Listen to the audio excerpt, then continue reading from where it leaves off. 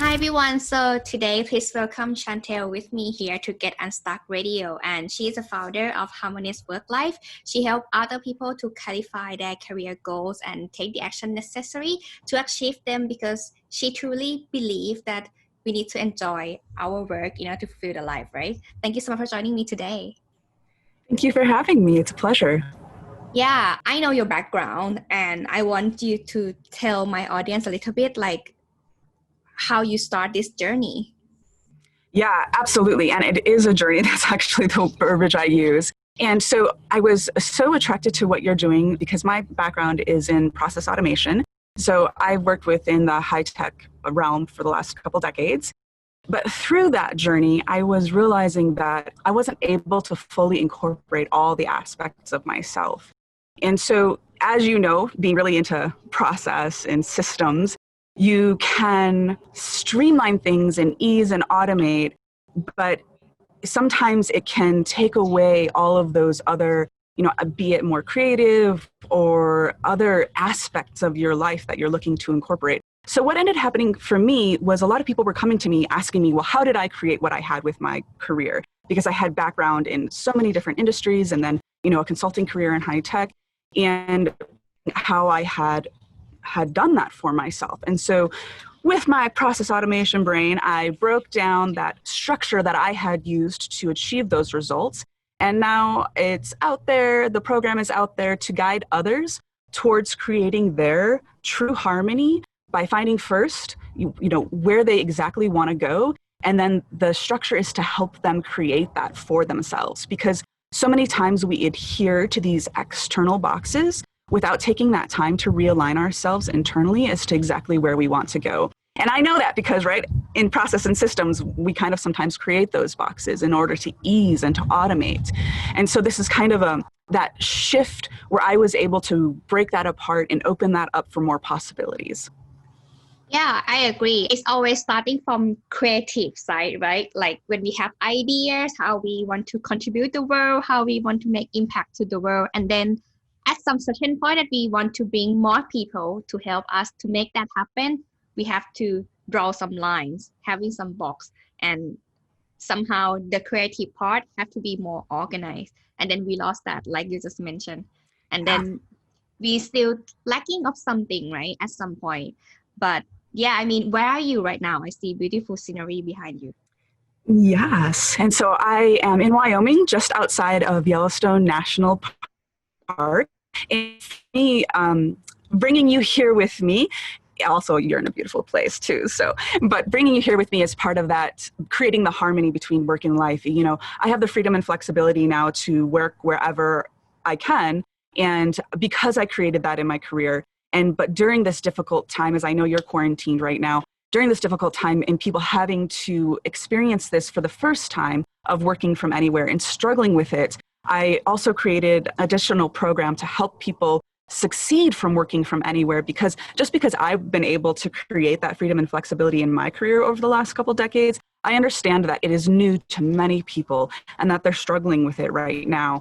And so I'm here in this beautiful setting to inspire people to be able to pivot in whatever way they need to right now. You might already be on your entrepreneurial journey and be struggling to get clients right now because of the current crisis, or you might be, have been recently laid off. Whatever that is for you, this program was really designed to help realign ultimately where you want to go. Because I'm really looking at this as a time of opportunity for people to take that time to refocus and be very intentional about where they want to be going next, because things are always changing, but especially right now, things are really changing quite quickly and evolving. And so I'm really promoting people to take the time right now to realign where they're looking to go, and also to be able to incorporate more of those aspects of their life. For me, it's travel. It's so important to me. And you're traveling right now too. And so there's always some aspect of that. And so that's why I don't say work-life balance, right? Because then you have two things that you're always weighing against each other, and then there's conflict. But in saying harmony, it's how many aspects of your life can you bring in to be successful? Because you don't have to choose. And, everybody struggles so much with burnout in this day and age. And so I really wanted to promote and assist people in having that freedom and flexibility that I myself have been able to create. And being a process person, I was able to break that down and put it in a structure that other people can, do the exercises and start to also see the same results. 100%. I am a strong believer in terms of like building the business that support your lifestyle. It's not the other way around. Yeah, it's not the other way around. Like if your business is not really fit in how you live your life, that's going to be totally misery for me, at least. I mean, but you see it happen again and again, right? Where people will, because that's the feedback that we're getting from the world is, okay, I did this action, whatever, task you had to check off your list, and you get the positive reinforcement, like, okay, somebody either bought that or, I was recognized for that in my job, my manager saw that. And so what you're doing is you're starting on this reinforcing loop, but you're not, usually we don't stop and ask, is this the direction I want to be taking? For instance, one of the people who went through my program, she was really passionate about what she did. So she worked oftentimes, still does, in nonprofits and really was mission driven. But what she didn't stop to ask herself was the things that, like the actual day-to-day work that she was doing, was that what she wanted to be doing? It felt great because she felt like she was making a difference in the world. And so many times, especially, in entrepreneurship, that's why we started. We want to help, we want to make a difference, we want to do these things. But then, because we're getting that positive reinforcement of the world saying like, oh yeah, that was good, I did that, but that makes it harder to do that pivot then, right? To ask yourself that deeper question of, is this really fulfilling to me? Is this the best assistance that I can provide? And is it reinforcing in the way that every time somebody is recognizing my work, does it feel good to me?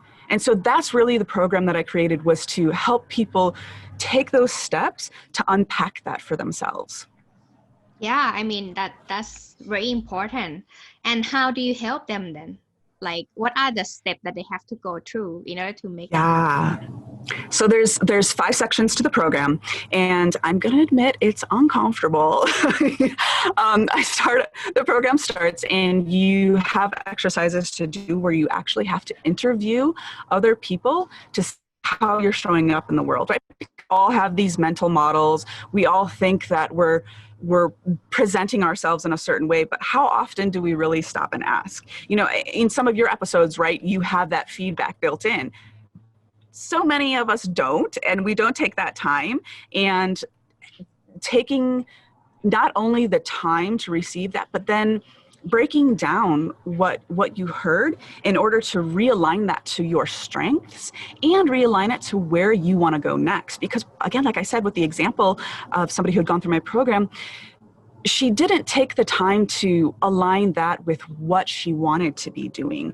She had fulfillment because she was getting that positive reinforcement, but she didn't actually like the work, the day-to-day tasks, right?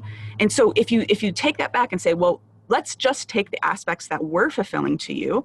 And because through this interview process, what people uncover is that they're working so hard, right? But what they're doing isn't fulfilling to them. And so then they have this kind of discord with being uncomfortable in the type of work that they're doing. They're still love that it's mission driven, and maybe they like the company, or maybe they like their coworkers, but the day-to-day tasks that they are tasked with are not fulfilling. And so, but then it's the self-fulfilling loop, right? Because then you're known for doing that. So you keep doing that, and you don't ask yourself, like, what else would I really want to be doing? How can you pivot within that to really be doing your best work? And that's a hard step for a lot of people. Let me ask you about this. So this is something that I believe in, like in order to make something, like when you say things about A to B, of course, some of the process might be the thing that you don't like doing. But if you really want to get to where you want to be, that might be required.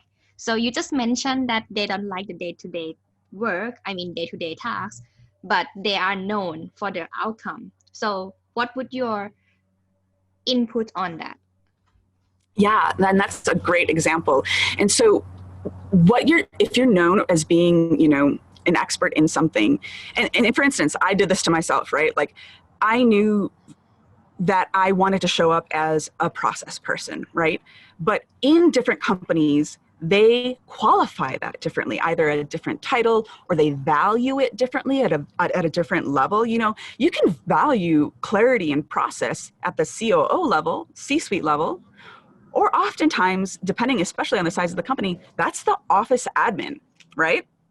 Those are very different things. And so within that, and that's in the second section that I help people guide them through, is clarifying, okay, what is the parameters within which your valued work, the work that you value in yourself, and the work that others value about you, what buckets do they fit in? Let's expand the buckets first so that you can take out exactly what areas you want to be focusing on. And if you want to drive towards that C-suite role, but you're currently an admin role, and again, that's because you're letting others externally qualify that for you, right? You're letting them put the value on that for you. So what I do is I help people build what I call a project portfolio to really own their own output in the world, own their work, and then you can rebrand it, remarket it, so that you can align yourself for that C-suite role if that's where you're going, or you can align yourself into a consultancy, or you can align yourself into entrepreneurship. And you can't do that if you're letting other people attach that value for you, right? So you really have to take that time to unpack and uncover what you're putting out in the world and to say this is the value that it has. And as process people, we know that, right? Because not every company wants to come in and reorganize their processes. Sometimes it's easier just to keep doing what you've been doing, right? And it can be hard, and you don't want to have to convince people, right? Because we know, oh, but if we streamline this process, you're gonna here's all the benefit. But to get people to do that can be very difficult, especially in an organization that has pre-existing processes. That's hard, right? That you talk about it all the time. And so as an individual, we have more control over that, but it doesn't mean it's easy. And so that's what I'm really helping people to guiding them towards. Yeah, this is a good point. They make system for you to get the outcome that they desire, but they let you do the job because they don't want to do those jobs anymore. That's right. It's the fact, everyone. Yeah, but that's how the world runs right now. Every time, how the layers looks like, how the tiers, all the top head people, or they just delegate and they just expect the outcome. Yeah. I mean, even in your own business, right? As you grow and expand and you look to take on people, you're looking for an outcome, right? You want somebody, let's just use this podcast. I want somebody to operationalize and streamline the podcast process so that you yourself don't have to do so much back end work on it. So you're looking for an outcome. But, as people, we have all these other aspects of ourselves. And when you're within a corporation especially, there's a culture behind that. And so if you're not delivering on the outcome that you were hired for, though, there's an instant problem. And so if you were hiring somebody to streamline your podcast process, how much are you willing to invest in elevating them as an employee versus how much do you want to pay somebody to get you that outcome? But if that person personally needs to pivot away from being known just as the podcast, I'll do your show notes or something, and if they need to pivot away from that, what they need to do is be able to showcase their strengths. They need to first know which aspects of that they want to still be doing. And then they need to be able to take that work and pivot it into something else. So maybe it's strategy. Maybe they want to be helping you to strategize on how your podcast can then build your overarching brand. So that would be a pivot, right? Because you're looking for a technician. You're looking for somebody to execute on streamlining the podcast process. But there is so much more that they could be doing. But if you're not looking for that, then it's an upsell, right? And this is all of those aspects. See, it's complex. It's already getting complex. And that's why you have to put a process behind it. And that's why you have to deconstruct it and say, and that's why I take people through these exercises where we have to start with values. We have to start with, what's your preference? What do you value? What do you really want to be doing? How can you promote that? It's a lot about personal branding, because if you want to take that pivot, you're going to have to shift. And the thing is I had to do this, right? I worked in high tech for decades, and it was tough, when I was in my computer courses, I was the only female. That's how it was, right? And so with having to define that for myself and recognizing the difficulty there, I just, in that that thing that we have as entrepreneurs of like, oh my gosh, I want to help. That's in, also, I think another one of your guests said that, like, when somebody keeps asking you for a thing, eventually you should probably do the thing. And so many people had asked me, again, how do you create this freedom and flexibility in your career? And I was like, well, let me show you. Let's do this. Let me teach you, right? Like, yeah. I mean, that really spot on. Like, that really makes sense. Yeah, I was thinking through, and this is real. This is fun. I like it that you start with what, not starting with why. I think I'm one of the person who not really think that we should starting with why, because the why would lead you and what you're gonna do to make that why happen anyway. So, right? And that's such a process person thing to say, I think. Like, I'm right there with you. Yeah, because it makes more sense that what do you want? And then you work towards that instead of like, why do you want that? Like, and I believe it's too nebulous, yeah. Yeah, and I believe that many of your clients might have no answer at the beginning because this is such an open-ended question. How do you handle that?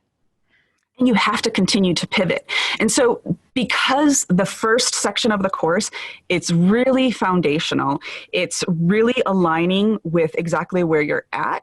And then you have to get clear on where you want to go. And so, for instance, the first exercise, and anybody can sign up for this, it's free on my website, it's a focus exercise. So basically what also happens, especially in this day and age, and especially now in response to the current crises that are happening, we're doing everything all at once and it's all lumped together. And so people are struggling to systematize their life because the buckets got mixed, right? And so they're not being effective in any aspect of their life anymore. They're just constantly struggling, right? And everybody's burnt out all the time.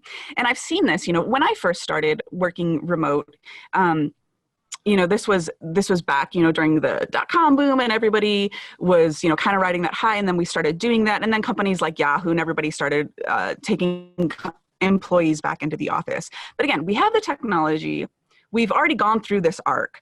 And so there's no reason not to, other than it's lacking the clarity of process around that, right? For instance, I just had, walking somebody through the other day, work styles, the idea and the concept of work styles.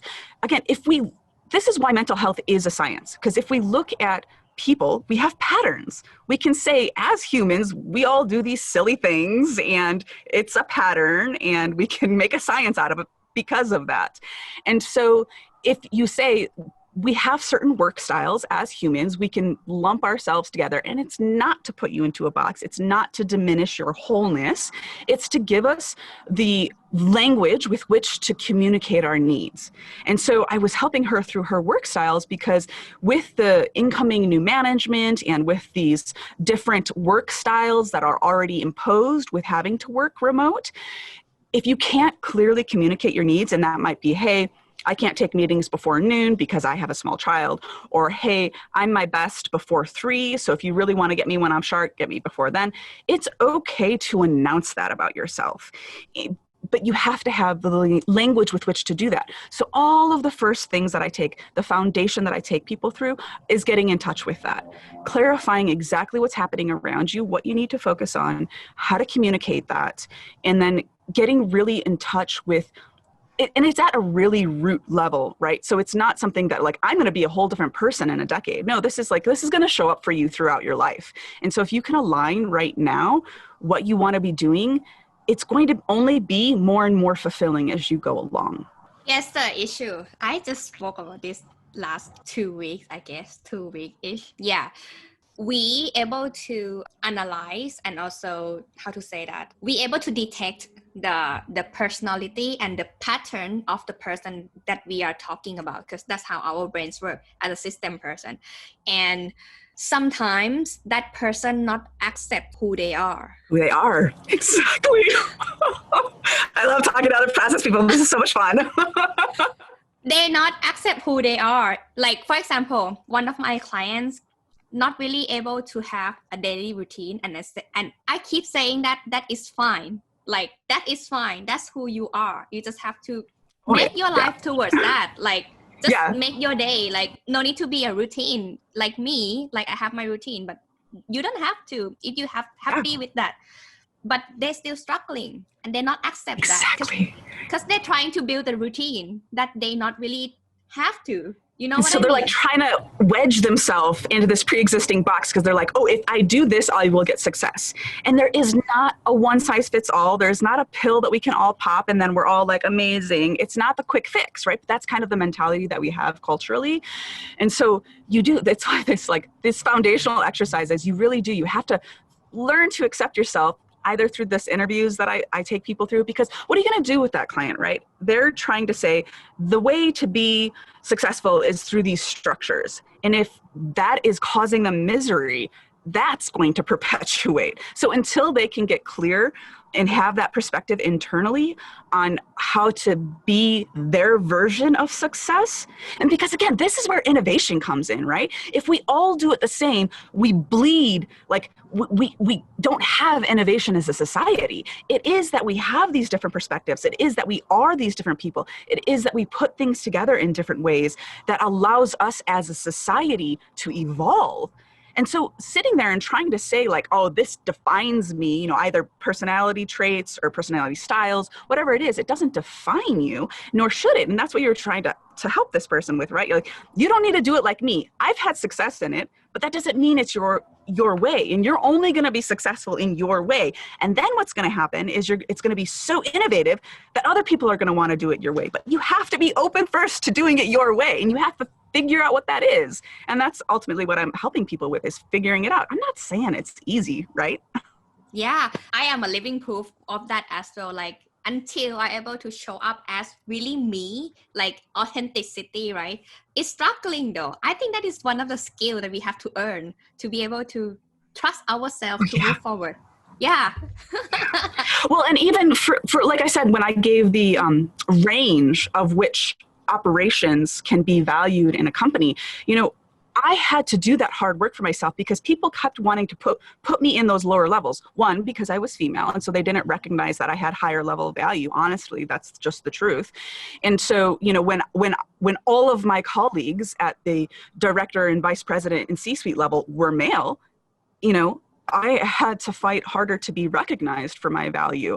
And everybody wanted to give me the fluffy stuff, right? Like, oh, take the notes, or, you know, do the communications on the website. And I'm like, what? I do strategy and like process automation. Like, what? Right? So you have to define that for yourself. And it's hard. And you're going against what other, like the vision people have for you. But through these interviews that I have people do, what you'll hear in that is how people see you and what they do value in you. So then you can realign those aspects with where you want to go. It's a strategy, right? You have to have that long-term vision for yourself. And I'm not saying that you can't pivot, right? For instance, I use this example of another person that went through my program. They were a doctor. And what do you do when you're unhappy with a medical degree? That was a lot of investment, right? You're not going to pivot very easily away from that. But do you want to like live out the next 6 decades in your own misery, right? Like, yeah, you got into it because you want to help and all these different reasons, or maybe it was a familial thing. Like oftentimes, you know, hey, this was what was expected of you. You know, your parents were doctors, you're a doctor. That happens. And it did happen. And how do you pivot away from that? You have this background, this huge investment. How can you redefine that for yourself? But the thing is, you can, right? My process background doesn't look like your process background, but that doesn't mean we don't have synergies and similarities. But we had to define that differently for ourselves. And how it plays out for you wouldn't make me happy. So that's the work you have to do, right? And you're not going to be this. This is not Mutita's only version, right? This isn't you for the next 2 decades. It's going to evolve, but you have to be willing to take those steps, and you have to be willing to clarify that for the world, because otherwise people don't know. Yeah. That's hard. I have lawyer background, so that's might make sense. I'm quite strict. Right? I know. But yeah, but that's me. But if you tell people that, they're like, what? How did you get right? Yeah. But it works for you. Yeah, I agree. I mean, just very mind opening, but I agree. I mean, I have never think it this way, but whatever you say, it makes sense. Like pivoting, it's about what do you want? Like it's come back to this question every time. Like, but sometimes it's annoying, right? When like, what do you want to eat? What do you want to live? How do you want to do this or something like that? And not everyone have the answer just yet. That's why they have to go through your process, and that Yeah. makes sense. Yeah. And you know, it's funny because like in my background, right? Like when I jump into working with a corporation, I show up and I said, you know, because everybody always wants to say, oh, I tactically want this. I'm going to pay you to deliver on this. But I always have to like take a step back with them and be like, what exactly is the end goal? Like the overarching end goal, because sometimes you're asking me to do this silly stuff, which actually isn't going to get you there. And so I always had to clarify that with my corporate clients. And so that is such an important first step, no matter in what aspect or what arena you're putting that forth. You have to clarify first, what is done? What's the goal? And then we can backtrack on how to get there. But if you just try to like slap a process on, and I see this so much, right? Like, oh, I'm going to apply Lean, or I'm going to apply Six Sigma, or I'm going to apply Scrum. And then it gets this like weird wonky thing where like they're not really doing it as the process was intended, because it doesn't actually work for what their goal is, right? So there's a disconnect, right? Yeah, You can't lead with process. You have to lead with outcome. What do we want in the end? And then we can back it up. Because it's the same as change the plan but don't change the goal, right? That's like ultimate things but the goal also able to change. That's how you pivot. But again, you have to change the plan along the way to get there anyway. Yes, exactly. And so, yeah, just no one size fits all. We have to have a strategy. You have to know where you're driving towards. It can shift, but you have to have that clarity along the way. You have to check in with yourself. And that's why, again, the foundation of the program that I'm offering right now is really that. It's a foundation, because without having that knowledge, like, again, let's take this again to a company, because if we make it less personal, sometimes people can glom onto it easier. So with my corporate clients, the values and the vision of the company don't usually change that often, right? Maybe like every decade or so, if they've been around for that amount of time. But if we can tie back whatever project outcome that they've brought me on board for, if we can tie that into, well, what's the vision and the mission statement of the company? That's when that project is going to be successful. Because otherwise it's not feeding into that end result.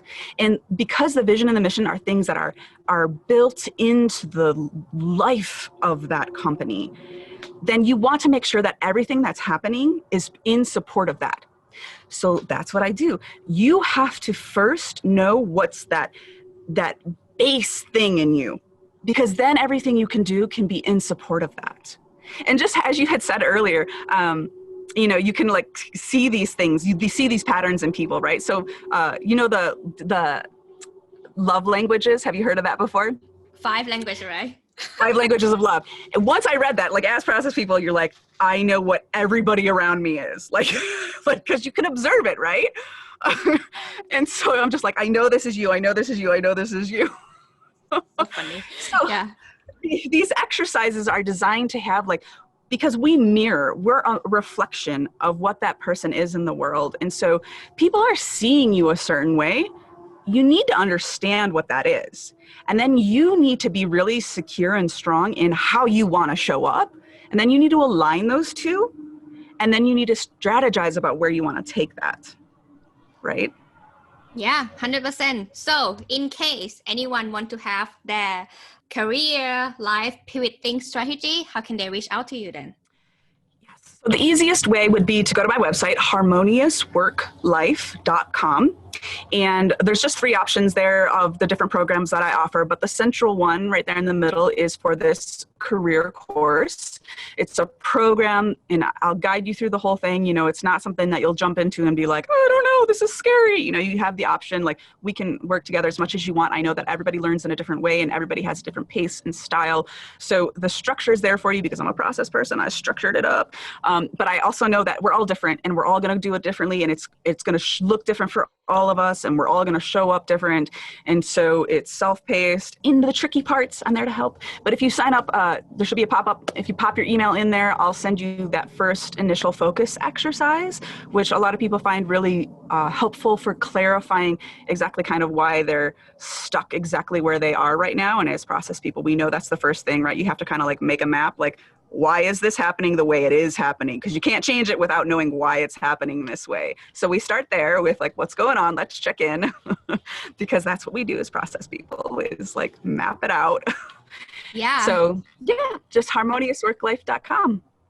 Thank you so much for joining me. And anyone, if you want to get unstuck, check her website. Hey, thank you for watching this episode. If you enjoyed the show, you can subscribe here or here. And this is the previous episode. Check it out. See you next time.